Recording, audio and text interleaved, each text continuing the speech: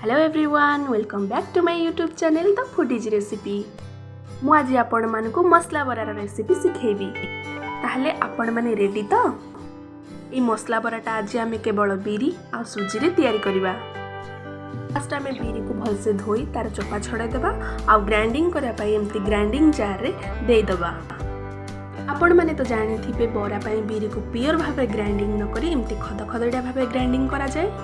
बिरी को ग्राइंडिंग कर साला परे या को एमती भलसे गोले देबे। बिरी भलसे फेणिबा द्वारा बरा हमर सॉफ्ट होई थाए। एबे आमे एथरे किछि सुजी दबा। आ ए बरा पई आमे चावल व्यवहार बिल्कुल करबानी। एबे एथरे किछि लूण आ किछि खाइबा सोडा दबा। पुणी एगुडी को भलसे आमे गोले दबा। ए सब जिंस को भलसे गोले साला परे आमे आको आधा घंटे पई छाडी दबा। एबे मसला बरा पई मु मसला तयारी करबी। मु कड़ाई रे फास्ट किछि तेल नै गली आउ एबे सेथरे किछि मसला दे देली।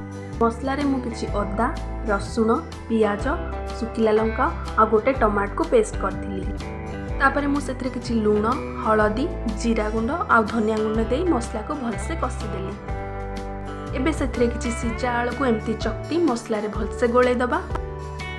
लास्ट रे मसला रे किछि कट्टा धनिया पत्र पके देली आ हमर मसला बरा पई मसला रेडी हे गला।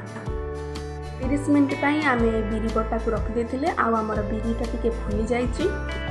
एबे आमे गोटे कड़ाई रे किछि तेल नै जिबा। सेपटे तेल तातिबा भितरे आमे बिरी रे किछि कट्टा पियाज, कट्टा भृसंग पत्र, कट्टा धनिया पत्र ओ किछि कंचा लंका देई गोळै दबा। एटी गोटे छोटो कदली पत्र नै मसला को बिरी भितरे देई मसला बरार शेप दे दबा। आमे तेल भी ऑलरेडी ताति गलानी। एबे आमे बरा को तेल रे देई दबा।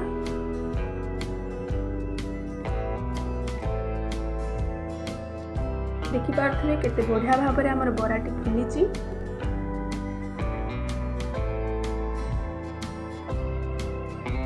धीरे धीरे बरा गुडी को हमर हेई आसलानी।